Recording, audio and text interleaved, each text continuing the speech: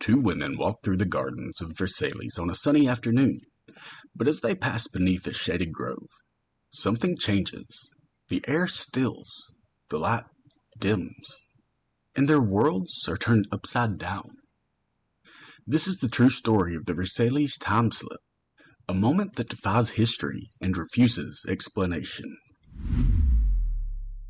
Welcome back to Legends May Live, where we explore the strange, the mysterious, and the downright eerie. Today we're going all the way back to 1901 and beyond, to the Versailles time slip.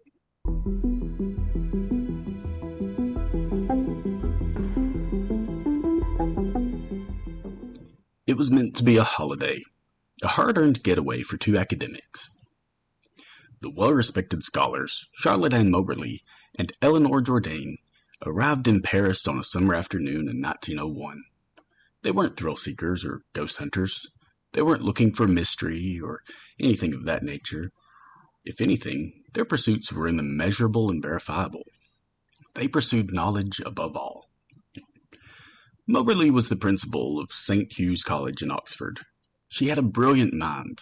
She was the daughter of a bishop, and her upbringing was in the halls of logic and discipline. Jourdain was vice principal.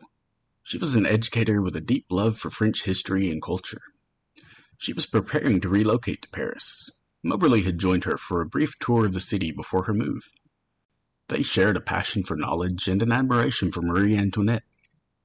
So when the weekend offered them free time, they were excited to take the opportunity to visit Versailles, which had served as the center of the French court and government from 1682 until the French Revolution.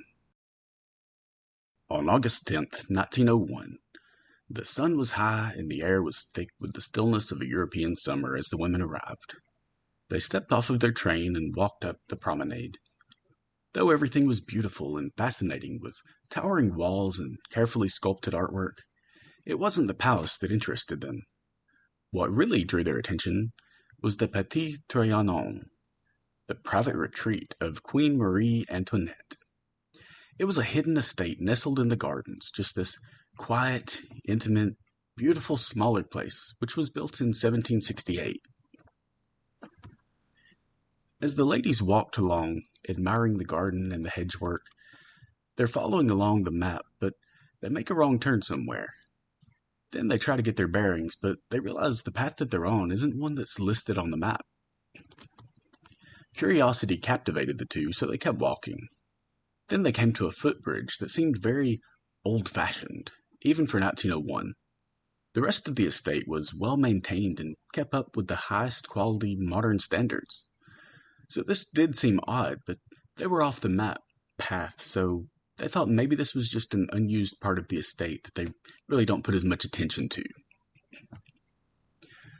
But as they began to walk across the bridge, they got this weird feeling about halfway through. Just the atmosphere changed. It was something subtle, but undeniable.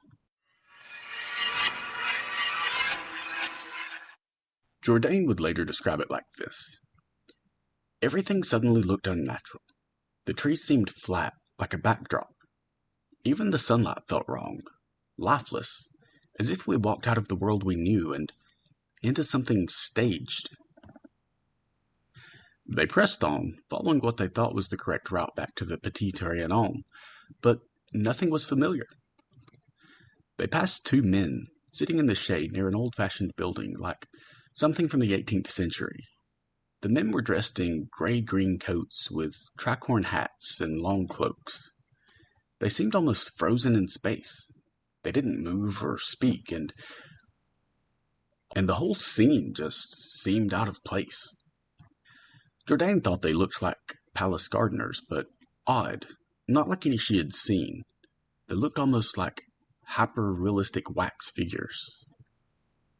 Both women felt like these men were just watching them, just judging them like they were the ones that didn't belong. Then, just toward the edge of the path, a man walks up. He stood beneath the trees. He was cloaked and his hat was pulled low. But what they could see of his face was that it was pale and covered with pockmarked skin, and he had this sort of hollow, emotionless expression. He turned and looked at them. He was just sort of watching as they moved, before finally gesturing to them to indicate which path to take. Moberly would later write that this moment felt sinister, as if the air itself had shifted around them, just weighted and charged. Yet still, they felt somehow compelled to follow this man's direction. They tried to shake the feeling, but it clung to them. They were in the gardens of Versailles, and yet they weren't. Something had changed. And the deeper they walked, the stranger it would get. As they looked at the gardens of Versailles stretched out around them, something was wrong. The colors had dulled. The air was heavier now, and still, unnaturally so. Charlotte Moberly and Eleanor Jourdain anxiously and cautiously continued their walk toward the Petit Trianon, or at least where they believed it must be. They followed a winding path that came upon an old farmhouse. As they walked, Jourdain, who was walking slightly behind, they continued glancing at the trees and hedges, trying to make sense of this odd, distorted color. When she looked up, she noticed that Moberly had drifted ahead or taken a turn without saying anything. She didn't see Moberly, so she just walked the way she thought that she must have gone. Quickly realizing that they must have taken different paths, Jourdain continued on, just thinking that they would find each other at the Petit Trianon. But as she pressed on, she veered slightly off path. She approached a small cottage-like building with shutters. It was old and run down, with a single window cracked open. Through the window, she noticed movement. Then a woman appeared at the window. Her face was pale and her expression empty, much like the cloaked man from earlier. She was holding this white cloth and methodically, rhythmically shaking it out in the air. Jourdain would later describe the woman's movements as mechanical and unfeeling. Like the path she was on, this building wasn't on any map of the gardens. Meanwhile, Moberly found herself walking a slightly different route, and what she saw would stay with her for the rest of her life. Just off the path, beside a low stone wall, a woman sat alone on a stool. She wore an old-fashioned dress, pale green and voluminous. Her hair was styled up in the way of the late 1700s. She was just quietly and calmly sketching something. But her features were sort of strange. They were unnaturally smooth, almost wax-like. And she never looked up, not once. Moberly didn't stop to speak, but something about the woman unnerved her. It wasn't just the clothing, it was the way she had existed in the scene, as if she didn't belong to their world. Later, when Moberly saw portraits of Marie Antoinette, she felt sick. She was certain that that woman had been the queen. Jourdain emerged from around the corner of the hedges, and the two women gave a sigh of relief to be reunited. Then suddenly, from behind, a young man approached. He was dressed plainly, no cloak, no tricorn hat. He spoke with a warm, modern Parisian accent. He could see that they were uncomfortable and confused, so he asked if they were lost, and then it was as if a spell broke. He guided them along a small lane, one they hadn't noticed before, and pointed them toward the Petit Trianon, and just like that, the colors returned. The air lifted. The world felt real again. They finished the rest of the visit without incident, but neither woman spoke about the encounter. Not at first. After their tour, they hopped back on the train and headed home. Back in England, life returned to normal. The lectures, the papers, the structure of academia continued as usual. But the memory of that garden lingered. The feeling of walking through a dream. The hollow-eyed men, the woman in the cloth, the queen. It was weeks before they finally spoke about it. But one afternoon, Eleanor Jourdain sat down and wrote everything she remembered about that strange day in Versailles. Without telling her, Charlotte Moberly did the same. Eventually, in passing, one of the women mentioned that they had written their account down, and when realizing they had both done the same thing, they rushed to compare notes, and what they found shook them both. They had both seen the same people. They had both described the same stillness in the air, the same path that didn't appear on any maps, and the same oppressive feeling like walking through a painting or a memory. But there was more. Moberly hadn't known what Jourdain had seen. Jourdain hadn't known about the woman sketching. Yet their stories aligned in ways that were too precise to ignore. That's when the research began. They pored over maps, records, and paintings of the palace grounds, especially the Petit Trianon.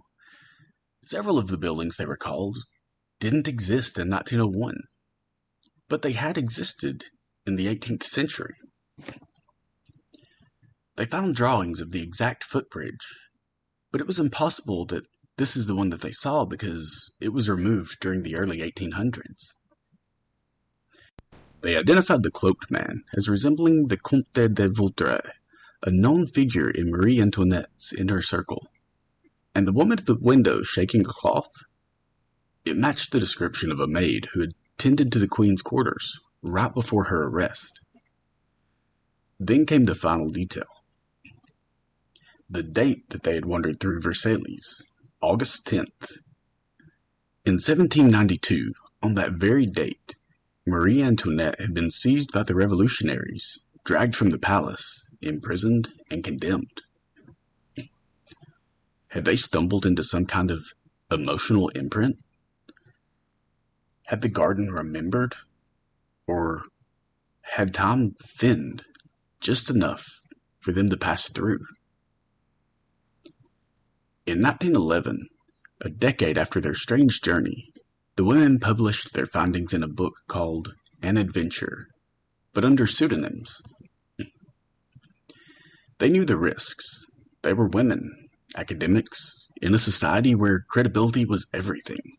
To say that you had walked through time, it wasn't just unusual, it was career suicide. But they stood by every word, and they never backed down. When An Adventure was published in 1911, it caused a stir.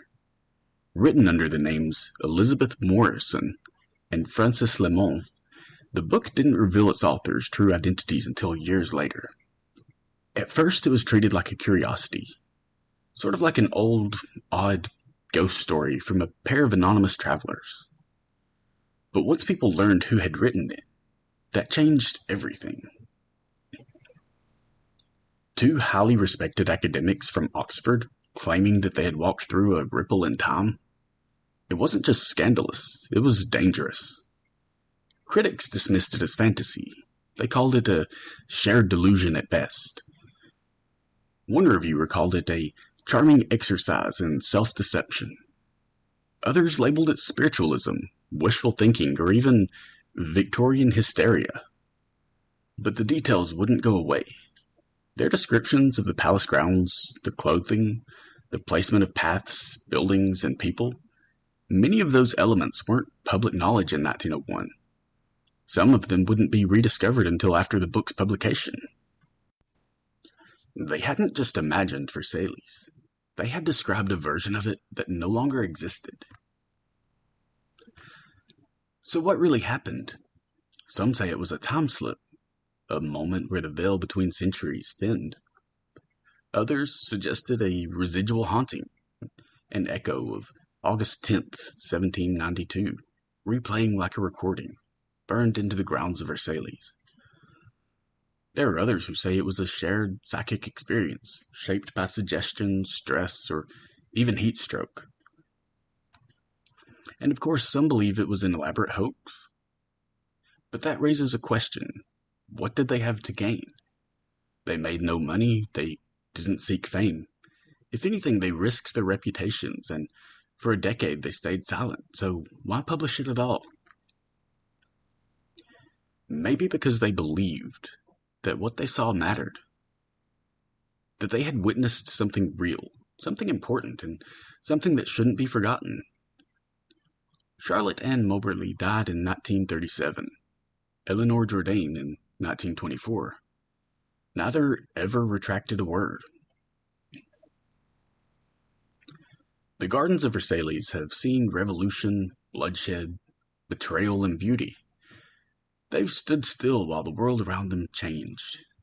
And maybe, on just the right day, for just the right people, time itself forgets to move forward. Maybe it folds. Maybe it turns back. And maybe, just maybe, two scholars didn't imagine the past. They walked through it.